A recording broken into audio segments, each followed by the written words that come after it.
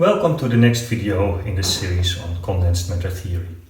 In this video I want to compare the results that we found for the tight binding model of a one-dimensional hydrogen chain to a free electron model.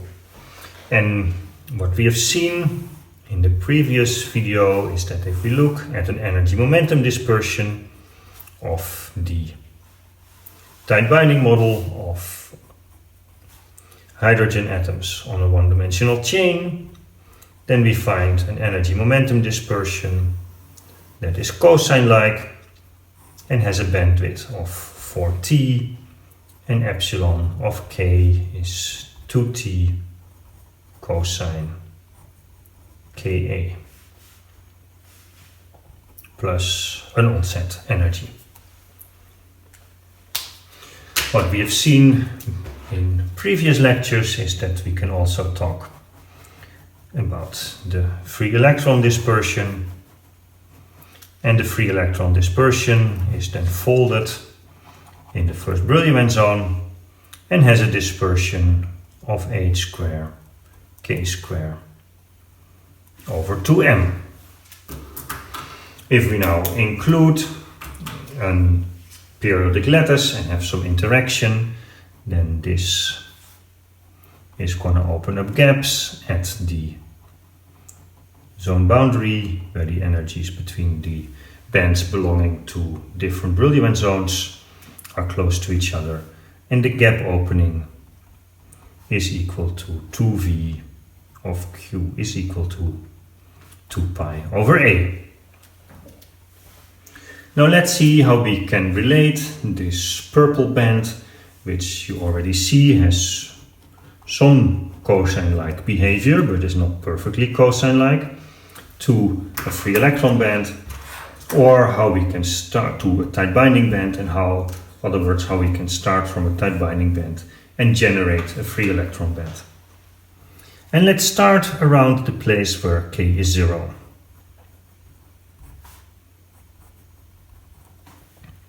Around k is 0, we find that our dispersion is 2t cosine Ka, and we can make a Taylor series. It is 2t minus 2t times a half k square a square plus something that depends on higher orders of k. So if we now choose that t is minus h bar squared over 2ma squared, then we get, at least locally, the quadratic dispersion.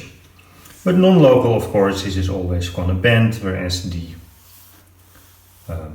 free electron states will move.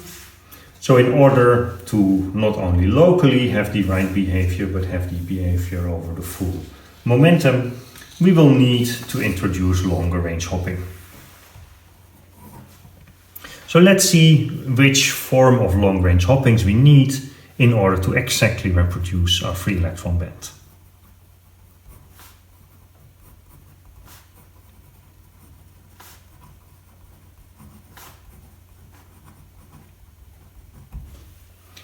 Our Hamiltonian is given as a sum over all lattice vectors and the hoppings over delta r, t of delta r, and then a dagger r, ar plus delta r plus a dagger r plus delta r, a of r. Hop from r by a distance delta r to a neighboring site.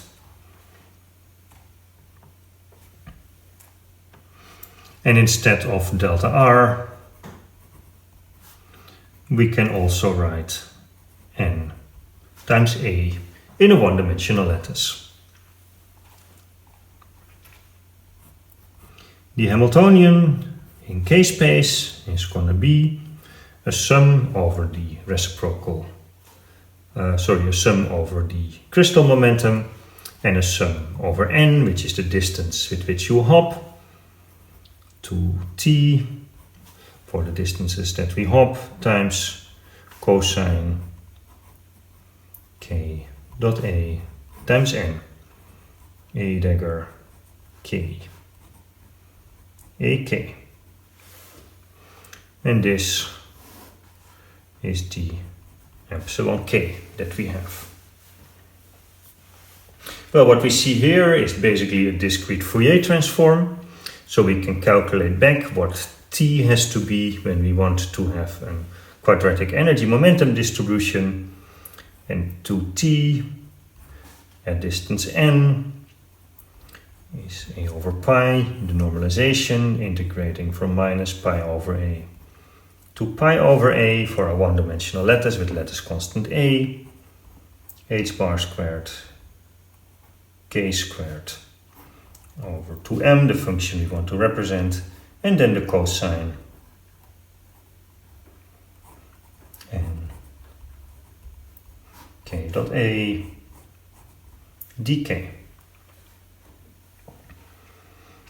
And this is minus 1 to the power n to h bar squared over a squared m n squared. So in order to represent a free electron state, starting from a tight binding theory, you will need long-range hopping, and the hopping decays as a 1 over n squared. So we previously said that we want to look at local wave functions to build our basis set omega of r, and we said, well, we call it local when it exponentially decays. Well, if at some point your wave function exponentially decays, then the wave function at r times the wave function at r prime times an Hamiltonian that only depends on r should at some point also exponentially decay for some distance, because it always includes the product of the two wave functions. So what we see here is that we cannot make a free electron band from a single tight binding band where the orbitals are exponentially localized, or where the orbitals are localized. We always need some long-range interaction to make free electron bands from a single, starting from a single band. We can also understand this. Why do we need long-range interactions, or where does it come from? If you look at the free electron band structure that we are after, but now not just in the first Brillouin zone, but also in the second, minus pi over a 3 pi over a as a function of crystal momentum, then we see that the crystal momentum is parabolic by construction in the first Brillouin zone, but also it's also parabolic in the second Brillouin zone, which means that here we have a kink. The epsilon of k decay diverges at the zone boundary.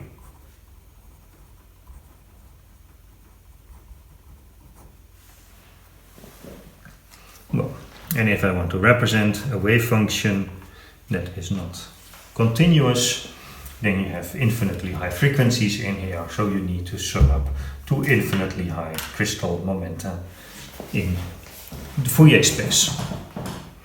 We can actually solve this, and we can solve this when we use more than one band.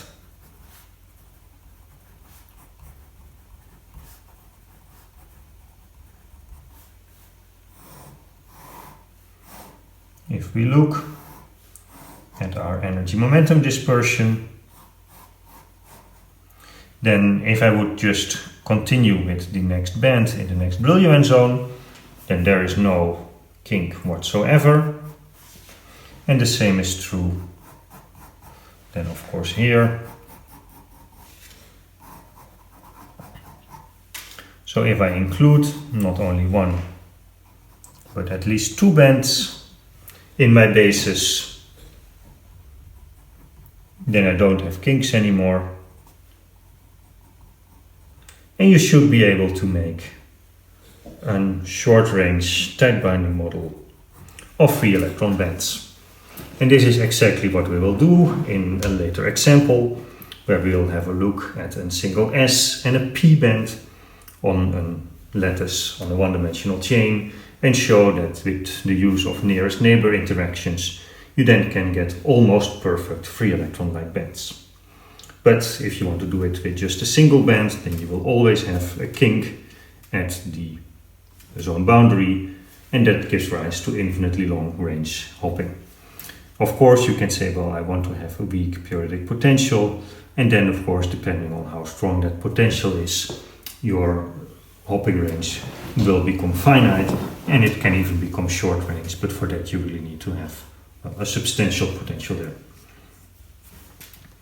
A weak potential would still give rise to very long range hopping for a single band.